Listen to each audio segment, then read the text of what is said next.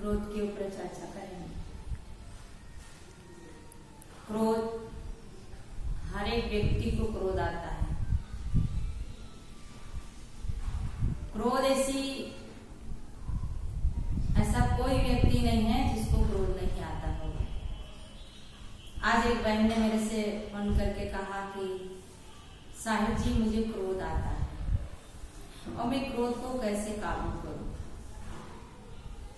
क्रोध वास्तव में बहुत ही खराब है, पर हम चाहें तो क्रोध को संयमित कर सकते हैं, बस में कर सकते हैं।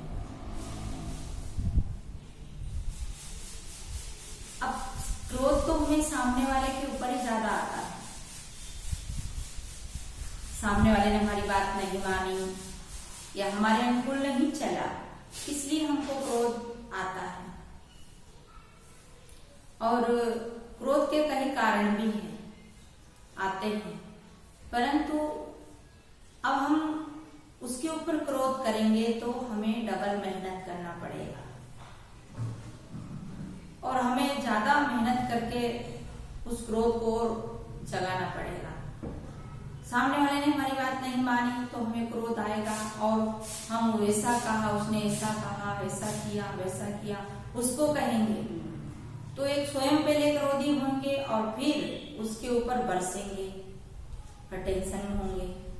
आखिर में हम विचार करें वो है तो हमारा ही सो जाती, पड़ोसी है, कोई भाई है, सास है, बहू है, पति है, बेटा है, माता पिता है, जिसके ऊपर भी हमें क्रोध आता है, शिष्य है।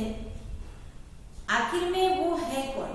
विचार की दृष्टि से देखा जाए तो वो हमारा जैसा ही है, वो हम ही है, क्योंकि हमारा ही रूप है। हम कहते हैं कि सबके अंदर उस परमात्मा तत्व को देखो, सबके अंदर वो राम रमा हुआ है, सब हमारे जैसे ही है, सब सुख चाहते हैं, सब शांति चाहते हैं, कोई क्रोध नहीं चाहते हैं। तो वो भी नहीं चाहता है। अगर उसने हमारी एक बात नहीं मानी तो नहीं मानी, क्या फर्क पड़ गया, परंतु हमें बहुत उस समय ऐसा लगता है कि इसने हमारी बात क्यों नहीं मानी। हम विचार करें, उसको दुख देकर हम कभी सुखी नहीं हो सकते और सब जीव सुख शांति चाहते हैं, कोई दुखी नहीं होना चाहते। तो हम इस दृष्टि को बदले, कैसे बदले? इसका बहुत सटीक उदाहरण हमारे परम पूज्य श्री पूर्ण साहिब जी ने दिया है कि निज कर लागे तन निजे अंगुलियां आप। देखिए, हम भोजन करते हैं और भोजन करते समय हमारे दांतों से हमारी जीभ कट जाती है।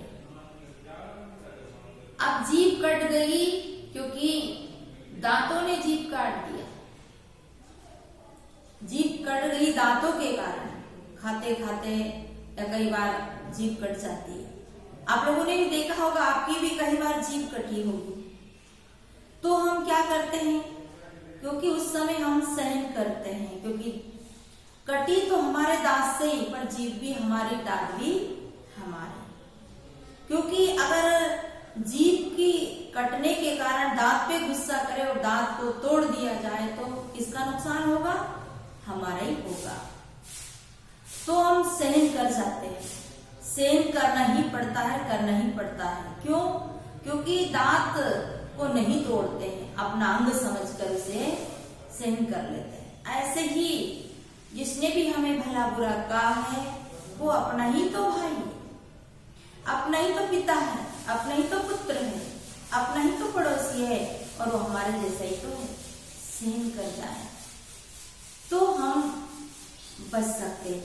और देखिए, कोई ने अगर हमें ऐसा कहा है तो जिस दुकान में जो माल होगा वही तो देगा।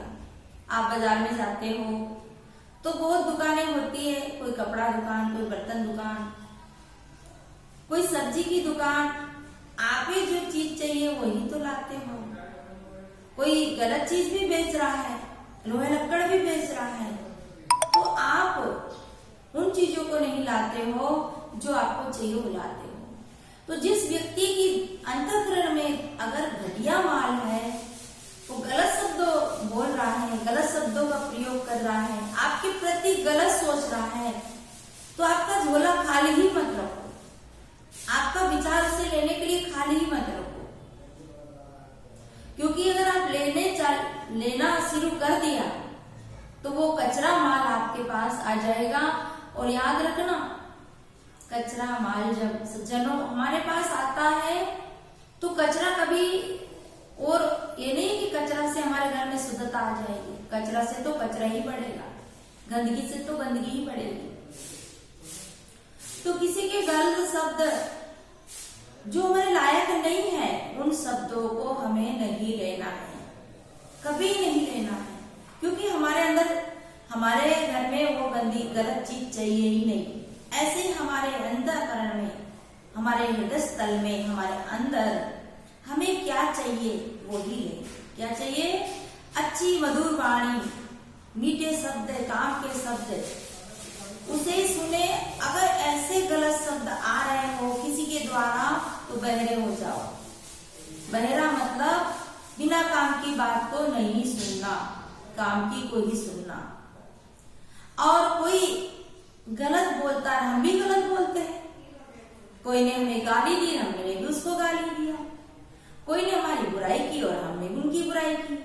तो उनमें और हम में क्या फर्क रहा? इसलिए साहब ने कहा है कि आवत गाली एक है, उल्टत होए अनेक। कहे कबीर मत उलटे रहे एक ही एक।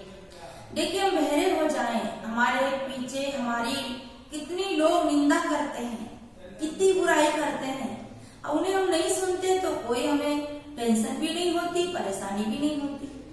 अगर उसी बात को हम सुन लेते और ले लेते तो हमारे अंदर हलचल मच जाती है। क्योंकि लेने देने से ही तो हो रहा है ना, इसलिए हम ना ले। कोई कितना ही हमें भला बुरा कहे, हम सहन कर जाए, क्योंकि आखिर में सहन करना ही पड़ेगा। और मुस्कुरा के टाल दो, हंसते हुए टाल दो कि ये कचरा है और कचरे को ज्यादा दिन रखना उचित नहीं है। किसी का कचरा हमें नहीं लाना है। और हमारे अंतःकरण, जैसे हमारे घर में कचरा हो जाता है तो हम नित्य प्रति झाड़ते हैं और कचरे दानी में डालकर, कचरे बाल्टी में डालकर उसे दूर कचरे की गाड़ी में फेंक देते हैं। अगर नहीं फेंकेंगे तो वो कचरा दुर्गंध करने लग जाएगा, वातावरण खराब हो जाएगा। ऐसे ही हमारे अंदर अगर हम बुरी बुरी बातों को, बुरे बुरे विचारों को संग्रहित करते रहेंगे, इकट्ठा करते रहेंगे तो द्वेष बन जाएगा, प्रतिशोध लेने की भावना बनेगी, बदला लेने की भावना बनेगी। और इससे हमारा अंतःकरण रूपी कचरादानी गंदी हो जाएगी। इसलिए हमें कभी भी गलत शब्दों का, दूसरे के गलत बातों को स्थान ही नहीं देना है, खाली जगह ही नहीं रखना है। देखिए, छाछ की भरी भगोनी में दूध नहीं डाल सकते, दूध को खराब कर देगी छाछ की भगोनी, परंतु दूध में पानी डाल सकते हैं, क्योंकि दूध स्वच्छ है, साफ है, पवित्र है। उसमें पानी डालो तो मिल सकता है, पर छाछ डालो तो खराब कर देगा। छाछ यानी बुरे विचार, बुरे चिंतन, बुरी किसी की बात, तो हमारे विचार भी खराब हो जाएंगे। और पानी यानी अच्छी बातें, किसी के अच्छे शब्द रखते जाओ तो और बल मिलेगा और उससे हमारा मनोबल बढ़ेगा। इसलिए हम किसी की बुरी बात ना ले। एक छोटी सी कहानी कहते हैं कि बीरबल को कभी गुस्सा नहीं आता था, बीरबल कभी गुस्सा करता ही नहीं था। तो सभा में एक बार बात चली, राजा साहब अकबर से कहा कि हुजूर, बीरबल को आज तक गुस्सा ही नहीं आया और किसी ने गुस्सा नहीं दिलाया। तो अकबर ने कहा कि मैं गुस्सा दिलाकर दिखाता हूं। कई लोग ऐसे होते हैं ना, जानबूझ के चिढ़ाते हैं। तो अकबर ने कहा मैं बीरबल को गुस्सा दिला के दिखाता हूं। तो गुस्सा दिलाने के लिए क्या किया, सभा लगी थी, हुजूर राजा साहब अपने आसन पर बैठे थे, बीरबल आया और जैसे ही आया सब लोग ताक रहे थे, देख रहे थे कि अब अकबर कुछ कहेंगे और बीरबल झगड़ा होगा, क्रोध करेगा। तो राजा ने कहा, बीरबल के मुख में मेला, बीरबल के मुख में मेला, मेला यानी गंदा। बीरबल पहले मुस्कुराया, मुस्कुराते हुए बीरबल कहता है, हाथ जोड़ता है और कहता है, हुजूर के मुख में घी शक्कर, हुजूर के मुंह में घी शक्कर। क्रोध नहीं आया, जरा भी गुस्सा नहीं आया। सभा के लोग सब देखते रह गए।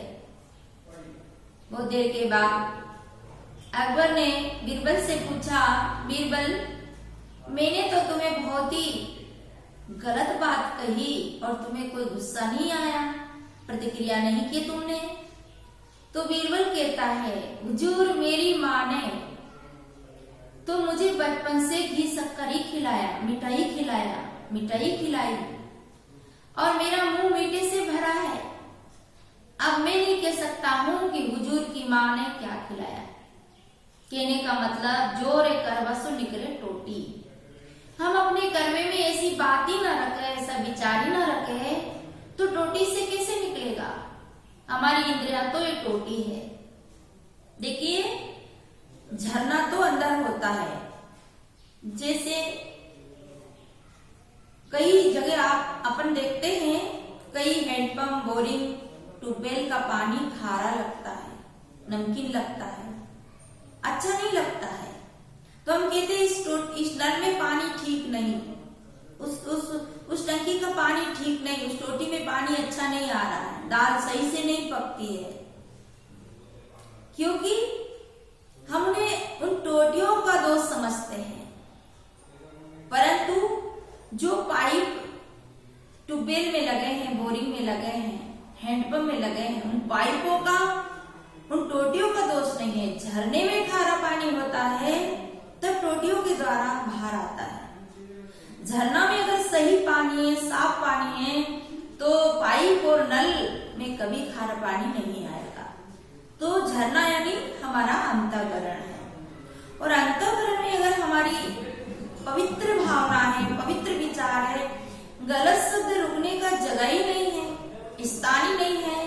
हमने कभी कोई ऐसे शब्द संग्रह ही नहीं किया जिससे हमारे को बुरे शब्द निकालने का अवसर आए, तो कैसा आएगा, मीठा आएगा, अच्छा आएगा, क्योंकि झरना शुद्ध है। तो हमें शुद्ध क्या करना है, झरना अंतःकरण, और अंतःकरण रूपी झोला को कभी बुरे विचार, बुरी बात, बुरे शब्द के लिए स्थान ही नहीं देना है। अच्छा सोचो, अच्छा देखो, अच्छा बोलो, अच्छा करो।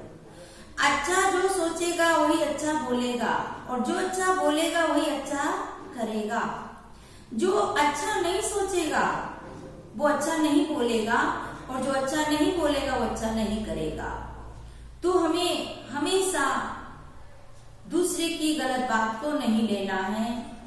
सब शांति चाहते हैं, सब आनंद से रहना चाहते हैं, और हम भी यही चाहते हैं। तो जो हम चाहते हैं वही हम देते चले। यही महापुरुषों की शिक्षा है। साहेब बंदगी, साहेब।